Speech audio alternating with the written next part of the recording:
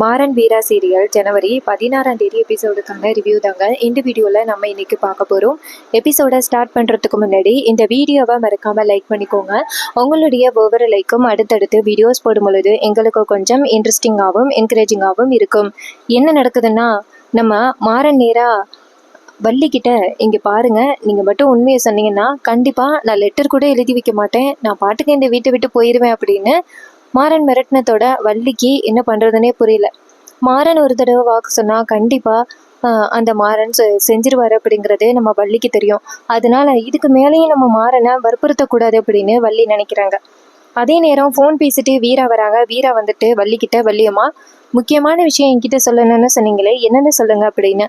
அப்போ வள்ளி நேராக மாறனை பார்க்க மாறன் சைகையால் சொல்லாதீங்க அப்படின்னு சொல்ல, ஸோ இதை கேட்டுட்டு வள்ளியும் சரி அப்படின்னு சொல்லி வீரா கிட்ட ஒன்றும் இல்லை வீரா அப்படின்னு சொல்ல, வீரா கேட்குறாங்க, என்ன வள்ளியம்மா முக்கியமான விஷயம் அப்படின்னு சொல்லிட்டு என்னை கூப்பிட்டீங்க, இப்போ ஒன்றும் இல்லைன்னு சொல்கிறீங்க, என்ன இதெல்லாம் அப்படின்னு.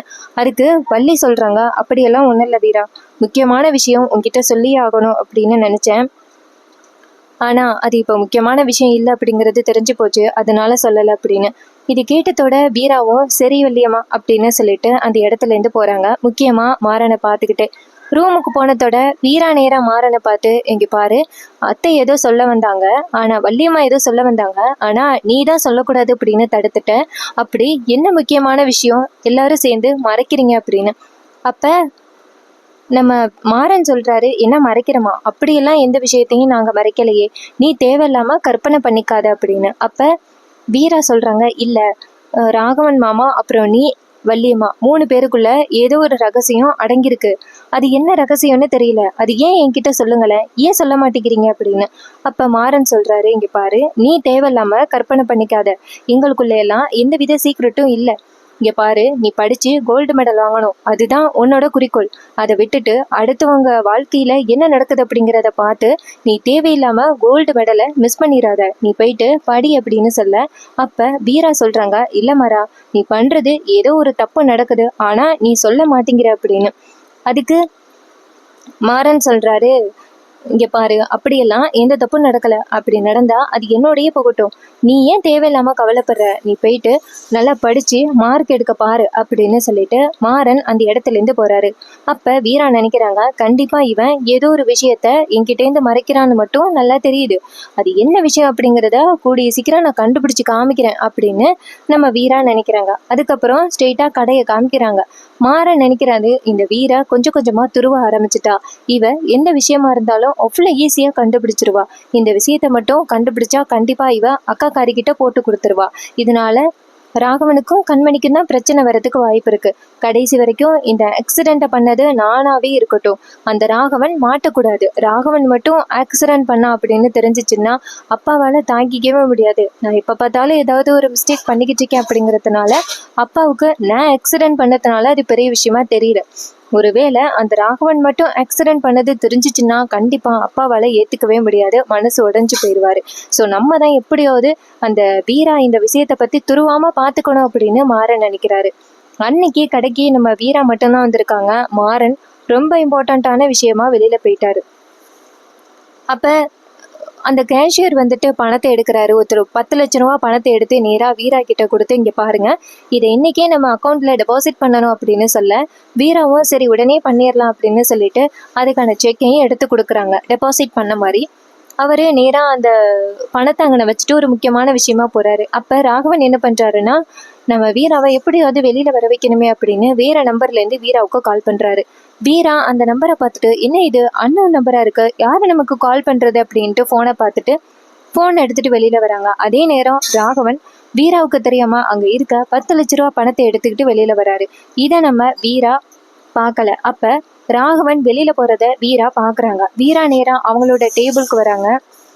வீரா நேராக டேபிளுக்கு வந்துட்டு அங்கே இருக்கிற காசு இருக்கான்னு பார்க்குறாங்க. பார்த்தா அங்கே இப்போ தான் வச்ச 10 லட்ச ரூபாயா காணும். இதை பார்த்ததோட வீராவுக்கு பேர் எதிர்ச்சி. வீரா காசை தேடி பார்க்குறாங்க. பார்த்தா அங்கே இருந்த காசை காணுனதோட வீராவுக்கு பயங்கர ஷாக்கு. இங்கே இருந்த காசு எங்கே போணுச்சு அப்படின்னு வீரா தேடுறாங்க. அப்போ சரி, இந்த காசை நம்ம இப்போ தான் வச்சுட்டு போனோம், கண்டிப்பாக இந்த இடத்துலேருந்து ரொம்ப தூரம் போயிருக்கிறதுக்கு வாய்ப்பில்லை, நம்ம சிசிடிவி ஃபுட்டேஜை செக் பண்ணி பார்ப்போம் அப்படின்ட்டு அவங்களோட சிசிடிவி ஃபுட்டேஜை செக் பண்ணி பார்க்குறாங்க. அப்போ ராகவன் தான் கரெக்டாக அந்த வீராவோட இடத்துக்கு வந்துட்டு காசை எடுக்கிறது அப்படியே ரெக்கார்ட் ஆகிருக்கு. இதை பார்த்ததோட வீராவுக்கு செம்ம ஷாக்கு. என்ன இது, காசை ராகவன் மாமா எடுத்திருக்காரு, எதுக்கு ராகவன் மாமா இந்த காசை எடுக்கணும்? அவர் தான் ஏற்கனவே 10 லட்ச ரூபா காசை எடுத்தாரு, என்ன பிரச்சனை அப்படின்னு கேட்டதுக்கு அவர் பதிலே சொல்லவே இல்லை. மாறனை மாட்டி விட்டுட்டு அமைதியா இருந்தாரு. இப்ப மறுபடியும் மாறனை மாட்டி விட பாக்குறாரா? இதை விடக்கூடாது அப்படின்னு வீரா நினைக்கிறாங்க. அப்ப வீரா வெளியில வந்து பார்க்க அப்ப ராகவன் ஒரு காரை எடுத்துக்கிட்டு நேரா போறாரு. இதை பார்த்ததோட வீரா டக்குன்னு ஒரு ஆட்டோக்காரரை பிடிச்சி, சார் அந்த வாகனத்தை ஃபாலோ பண்ணுங்க அப்படின்னு சொல்ல அவரும் சரி அப்படின்னு சொல்லிட்டு நேரா ராகவனோட வண்டியை ஃபாலோ பண்றாங்க. ராகவனோட வண்டியை முன்னாடி போயிட்டு இருக்க வீரா பின்னாடியே போயிட்டு இருக்காங்க. ராகவன் ஒரு இடத்துல போயிட்டு வண்டியை நிப்பாட்டுறாரு. அப்ப சாட்சியை பாக்குறாரு. பார்த்துட்டு, இங்க பாரியா, இந்த 10 லட்ச ரூபாயை திரட்டுறதுக்குள்ள நான் எவ்வளவு கஷ்டப்பட்டேன் தெரியுமா அப்படின்னு. அதுக்கு அவர் சொல்றாரு, இங்க பாரு, இதெல்லாம் ரொம்ப சுலபம், பாத்தியா 10 லட்ச ரூபாய நீ எவ்வளவு ஈஸியா கலெக்ட் பண்ணிட்ட அப்படின்னு. அதுக்குதான் நான் உன்கிட்ட 10 லட்ச ரூபாய் கேட்டேன், கூடுதலா ஒரு 20 லட்ச ரூபாய் கேட்டிருக்கலாம் அப்படின்னு. இப்பதான் மனசு ரொம்ப சங்கடமா இருக்கு. இங்க பாரு, இந்த காசு செலவழிகிற வரைக்கும் உன் பக்கமே நான் வரமாட்டேன், நீ எதுக்கும் கவலைப்படாம அமைதியா இரு அப்படின்னு. அப்ப ராகவன் சொல்றாரு, இங்க பாரு, இதுதான் நான் உனக்கு கொடுக்குற கடைசி காசு, இதுக்கப்புறம் நீ என்ன தொந்தரவே பண்ணக்கூடாது அப்படின்னு. அதுக்கு அவர் சொல்றாரு, என்ன சார் இப்படி பேசுறீங்க, நீங்க எவ்வளோ பெரிய பிரச்சனையை பண்ணிருக்கீங்க, நீங்க ஜெயிலுக்கு போக வேண்டியது, அதுவும் ஆயுள் முழுக்க. ஆனா உங்க தம்பி உங்களை காப்பாத்திருக்காரு. ஆனா அதை பத்தி கொஞ்சம் கூட யோசனை பண்ணாம நீங்க வெறும் 10 லட்ச ரூபாயை கொடுத்து என் வாயை அடைக்கலாம்னு இருக்கீங்க. இது காலம் ஃபுல்லா உங்களுக்கு அமைஞ்சு போன கரை. அதை துடைக்கணும் அப்படின்னா நீங்க என்னை பயன்படுத்தி தான் ஆகணும். எவ்வளவோ காசை நீங்க பார்த்துருப்பீங்க, இதோ 10 லட்ச ரூபாயை கூட எவ்வளவு சுலபமா ரெடி பண்ணி கொண்டாந்து கொடுத்தீங்க. ஸோ அதே மாதிரி இன்னமும் காசை நீங்க ரெடி பண்ணி கொண்டாந்து கொடுப்பீங்க அப்படின்னு எனக்கு முழு நம்பிக்கை இருக்கு. அதனால இந்த காசு செலவாகிற வரைக்கும் உங்க பக்கமே நான் வரமாட்டேன் அப்படின்னு சொல்லிட்டு சாட்சி அந்த இடத்துல இருந்து போறாரு. இது எல்லாத்தையுமே நம்ம வீரா பாக்குறாங்க. பார்த்ததோட வீராவுக்கு பயங்கர ஷாக்கு. அப்ப இத்தனை நாளும் இவங்க தான் இந்த காசை வந்துட்டு ராகவன் மாமா தான் திருடி இருக்காரு, ஆனா இதுக்காக சாட்சிக்கு காசு கொடுக்கணும் அப்படின்னு வீரா கோவப்படுறாங்க. அப்ப ராகவன் திரும்பி பாக்குறாரு. வீராவை பார்த்ததோட ராகவனுக்கு செம ஷாக்கு.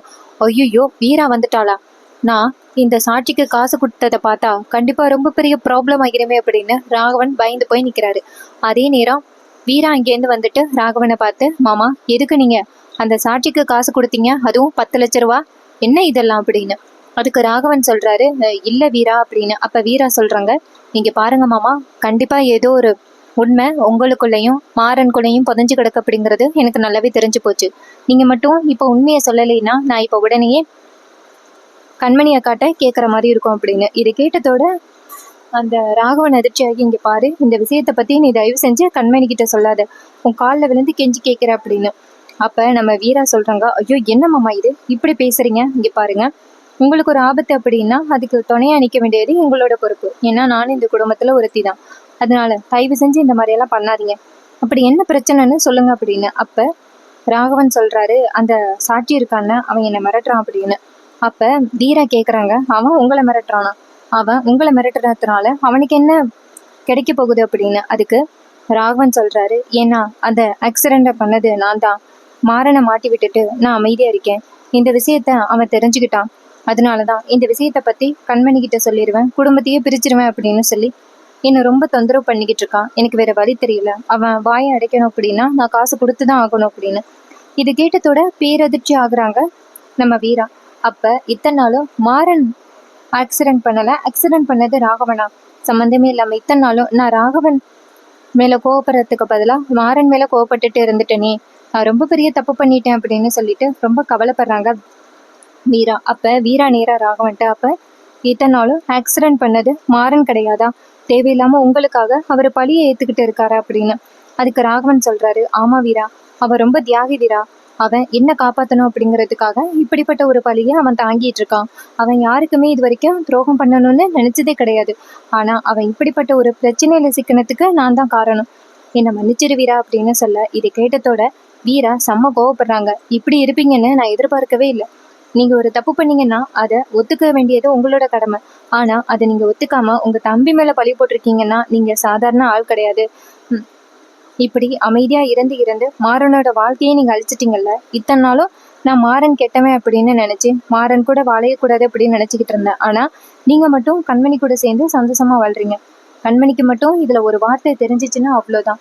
உங்க கூட காலம் ஃபுல்லா அவ வாழைய மாட்டா. அதை பத்தி கொஞ்சமாவது நீங்க யோசனை பண்ணி பாத்தீங்களா? எதுவா இருந்தாலும் உண்மையை சொல்லி கல்யாணத்தை பண்ணிக்க வேண்டியது தானே அப்படின்னு. அப்ப ராகவன் சொல்றாரு, இங்க பாரு, நான் உண்மையை சொல்றதுக்கு தயாரா தான் இருந்தேன். ஆனா வீரா கண்மணி என்னை ஏத்துக்கவே மாட்டா. அவளோட வாழ்க்கையை பாத்துக்க வேண்டியது ஏன் பொறுப்பு இல்லையா? அவளுக்கு என்ன பிரச்சனை வந்தாலும் நான் தானே பாதுகாக்கணும். அதனாலதான் நான் அவகிட்ட உண்மையை சொல்லல அப்படின்னு. இது கேட்டதோட வீரா சொல்றாங்க, நீங்க இப்படி பண்ணுவீங்கன்னு நான் எதிர்பார்க்கவே இல்லை மாமா. அன்னைக்கு கூட காசை திருடி ராகவன் மாறன் மேல தானே பழிய போட்டீங்க. அப்ப கூட உங்களுக்கு தோணலையா? தம்பி மேல நம்ம அபாண்டமா அடுத்தடுத்து பொய் புகார போட்டுக்கிட்டே இருக்கோம். தம்பியோட வாழ்க்கையை பத்தி நீங்க கொஞ்சம் கூட யோசனையே பண்ண மாட்டீங்களா அப்படின்னு. ராகவன் நம்ம வீராவோட காலில் விழுந்து, வீரா தயவு செஞ்சு என்ன மன்னிச்சிரு.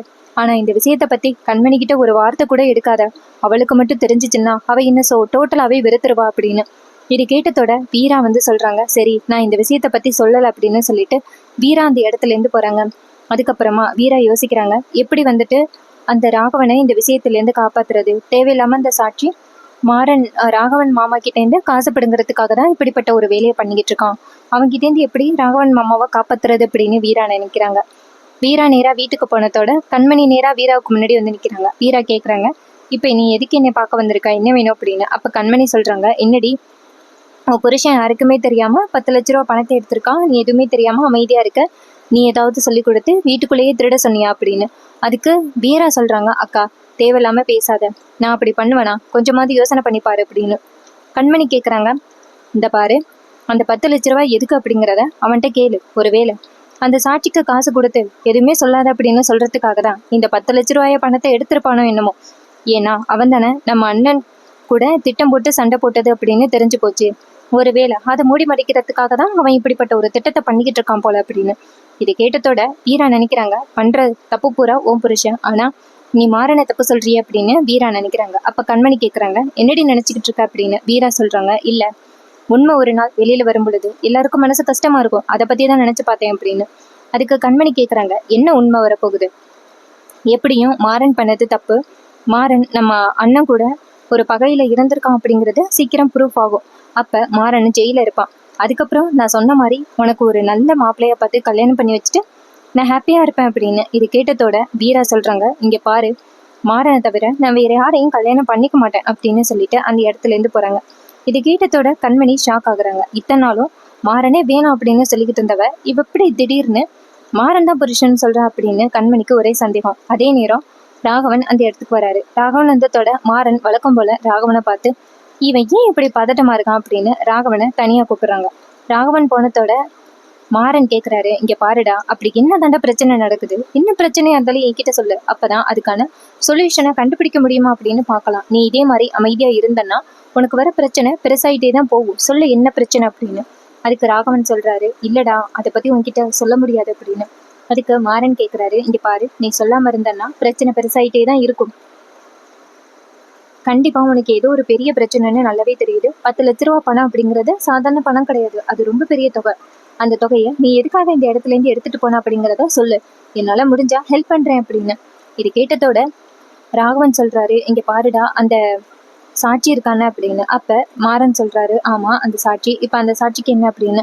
ராகவன் சொல்றாரு, அந்த சாட்சி இப்ப என்ன மிரட்டுறான், இது மாதிரி அன்னைக்கு ஆக்சிடென்ட் பண்ணதை அவன் பார்த்திருக்கான், நான் தான் டிரைவ் பண்ணதை பார்த்திருக்கான், போலீஸ் கிட்ட இத்தனை நாளும் நான் தான் டிரைவ் பண்ணி அரெஸ்ட் ஆகிருக்கு அப்படின்னு நினைச்சிட்டு இருந்திருக்கான். ஆனா உண்மையா அரெஸ்ட் ஆனது அந்த நீன்னு அவனுக்கு தெரியவே தெரியாது. ஆனா இன்னைக்கு உண்மையை தெரிஞ்சுக்கிட்டு அதை பயன்படுத்தி என்னைய மிரட்டுறான், நான் உண்மையை சொல்லிடுவேன், அதுவும் கண்மணி கிட்டையும் அப்பா கிட்டையும் உண்மையை சொல்லிடுவேன் அப்படின்னு சொல்லி மிரட்டுறான். அப்படி நான் காசு கொடுக்கலைன்னா இதை சொல்லிடுவேன்னு சொல்லி மிரட்டுறான். அதனால தாண்டா நான் 10 லட்ச ரூபாயை ரெடி பண்ணேன் அப்படின்னு. அப்ப மாறன் சொல்றாரு, இங்க பாருண்ணா, நீ நினைக்கிற மாதிரி அவன் சாதாரண ஆள் கிடையாது, சரியான கேடியா இருப்பான் போல, அதான் உன்கிட்டயே காசு கேஸ்தி மிரட்டி இருக்கான், அவனை நான் விட மாட்டேன், நீ கவலைப்படாத, நீ இதுக்கப்புறம் ஃபீல் பண்ண வேண்டிய அவசியம் கிடையாது, என்கிட்ட சொல்லிட்டியல்ல, நான் பாத்துக்கிறேன் நீ போ அப்படின்னு சொல்ல ராகவனும் சரி அப்படிங்கிறாரு. மாறன் சொல்றாரு, சரி கண்ணை தொடச்சிக்கோ போ அப்படின்னு சொல்ல ராகவனும் சரி அப்படின்னு சொல்லிட்டு அந்த இடத்துல இருந்து போறாரு. அப்ப நம்ம மாறன் நினைக்கிறாரு, கண்டிப்பா ராகவன் அந்த சாட்சியால தான் இப்படி எல்லாம் பண்ணிக்கிட்டு இருக்கான், ஸோ இவனை நம்ம காப்பாற்றணும் அப்படின்னா கண்டிப்பாக அந்த சாட்சியை ஏதாவது பண்ணணும் அப்படின்னு மாறன் நினைக்கிறாரு. இன்னொரு பக்கம் நம்ம வீரா நினைக்கிறாங்க, ராகவன் மாமா ரொம்ப பெரிய ஆபத்துல சிக்கிட்டு இருக்காரு. ஒரு பக்கம் மாறன் பாதிக்கக்கூடாது, இன்னொரு பக்கம் ராகவனும் பாதிக்கக்கூடாது. ஒருவேளை கண்மணிக்கு மட்டும் இந்த உண்மை தெரிய வந்துச்சுன்னா கண்டிப்பா மறுநாளே தாலியை கட்டி ராகவனோட மூஞ்சில வீசிட்டு போயிட்டே இருப்பா. அவளோட வாழ்க்கையும் பாதிக்கக்கூடாது. நம்ம என்ன பண்றது அப்படின்னு ஒரே டவுட்டா இருக்கு நம்ம வீராவுக்கு. அப்ப ரூமுக்கு மாறன் வராரு. மாறன் வந்ததோட வீரா மாறன் கிட்ட ஒரு நிமிஷம் நில்லு அப்படின்னு சொல்ல மாறன் கேட்குறாரு, நீ என்னடி சொல்ல போற அப்படின்னு. அதுக்கு வீரா கேட்குறாங்க, இங்கே பாரு, நீ என்கிட்ட என்னைக்காவது போய் சொல்லியிருக்கியா அப்படின்னு. அப்போ மாறன் டக்குன்னு திரும்பி பார்த்து, ஏன் இப்படி கேட்குற, அப்படியெல்லாம் உன்கிட்ட இது வரைக்கும் நான் போய் சொன்னது இல்லையே அப்படின்னு. அதுக்கு அவர் கேட்குறாரு, இல்லை நீ ஏதோ பொய் சொல்லியிருக்க, நீ சொல்லு அப்படின்னு வீரா கேட்க மாறன் சொல்கிறாரு, இங்கே பாரு, உன்கிட்ட பொய் சொல்லிட்டு என்னால் இந்த இடத்துல இருக்க முடியுமா? இங்கே பாரு, நீ எப்படிப்பட்ட கேடி அப்படிங்கிறது எனக்கு நல்லாவே தெரியும். உன்கிட்டேருந்து நான் பொய் சொல்லிட்டு இந்த வீட்டில் நிம்மதியாக இருக்க முடியுமா?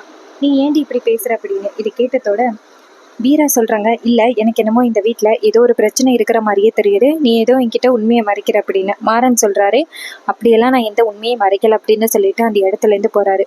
அப்போ வீரா நினைக்கிறாங்க, கொஞ்ச நேரத்துக்கு முன்னாடி ராகவன் மாமா என்கிட்ட உண்மையெல்லாம் சொல்லிட்டாரு, நீ எந்த தப்பும் பண்ணவே இல்லை, கார் ஓட்டுனது ராகவன் மாமா அப்படிங்கிறத என்கிட்ட சொல்லிட்டாரு. ராகவன் மாமாவை சாட்சி பயமுறுத்திக்கிட்டு இருக்கான். அந்த சாட்சிக்கிட்டேருந்து எப்படி ராகவன் மாமாவை காப்பாற்ற போறேன், அதுதான் எனக்கு புரியலை அப்படின்னு நம்ம வீரா நினைச்சுக்கிட்டு இருக்க. அதே தான் மாறணும்னு நினைக்கிறாரு. அந்த சாட்சிக்கிட்டேருந்து எப்படி ராகவனை காப்பாத்துறது? அந்த சாட்சி மட்டும் கண்மணி கிட்ட ஆக்சிடென்ட் பண்ணது அவன் கிடையாது, ராகவன் தான் அப்படின்னு சொன்னா ரொம்ப பெரிய ப்ராப்ளம் ஆகிடுமே. இதனால ராகவனோட வாழ்க்கையே போயிடும். ஏதோ வீரா என்ன பாவ மன்னிப்பை பார்த்து இந்த வீட்டில் இருக்கா, அவ எதுக்காக இருக்கா அப்படிங்கிறது இன்ன வரைக்கும் தெரியல. ஒருவேளை கண்மணிக்கு மட்டும் இந்த விஷயம் தெரிஞ்சிச்சுன்னா அப்புறம் ஒரு செகண்ட் கூட கண்மணி ராகவன் கூட வாழவே மாட்டா. அவங்களோட வாழ்க்கை பாதிக்கப்பட்டுறக்கூடாது அப்படின்னு மாறனுக்கு ஒரே கவலையா இருக்கு. நம்ம வீரா என்ன நினைக்கிறாங்கன்னா அதேதான், இந்த விஷயம் மட்டும் கண்மணிக்கு தெரிஞ்சிச்சுன்னா அவ்வளோதான், அடுத்த செகண்டே காலையை கைட்டி தூக்கி வீசிட்டு போய்கிட்டே இருப்பா. அவளை எப்படி சமாதானப்படுத்துறது, எப்படி நம்ம மாறனையும் ராகவனையும் ஒரே நேரத்தில் இப்படி காப்பாத்துறது அப்படின்னு வீராவுக்கு ஒரே குழப்பமா இருக்கு. இன்னொரு பக்கம் நம்ம ராகவனும் ஒரே குழப்பத்துல இருக்காரு. இந்த விஷயத்துலேருந்து எப்படி தப்பிக்கிறது, கண்மணி வந்துட்டு என்ன தப்பா நினைக்க போறாளே, அவகிட்டேருந்து எப்படி நம்ம பாதுகாப்பா இருக்கிறது அப்படின்னு அவளுக்கும் ஒரே சந்தேகமா இருக்கு. ரொம்பவே சூப்பரா அப்கமிங் எபிசோட கொண்டு போறாங்க. இதே மாதிரி இனிமே அப்டேட்ஸ் நம்ம சேனல்ல தொடர்ந்து நீங்க பார்க்கணும்னா மறக்காம நம்ம சேனலை சப்ஸ்கிரைப் பண்ணிட்டு பக்கத்துல உள்ள பெல் ஐகானை கிளிக் பண்ணி ஆல்னு செட் பண்ணிக்கோங்க. அப்போதாங்க புது புது வீடியோஸ் போடும்பொழுது உங்களுக்கு நோட்டிஃபிகேஷன் வரும். அதோட அடுத்து என்ன நடக்க போகுது, என்னெல்லாம் நடக்க வாய்ப்புகள் இருக்குது அப்படிங்கிறத பற்றியும் தெரிஞ்சுக்கணும் அப்படின்னாலும் சேனலை சப்ஸ்கிரைப் பண்ணிக்கோங்க. அண்ட் இந்த வீடியோஸ் உங்களை ஃபுல் அண்ட் ஃபுல் என்டர்டெயின்மெண்ட்டாக கொண்டுட்டு போகிற வீடியோஸ் தான். ஸோ பிடிச்சிருந்தா லைக் பண்ணிக்கோங்க, சேனலை மறக்காமல் சப்ஸ்கிரைப் பண்ணிக்கோங்க.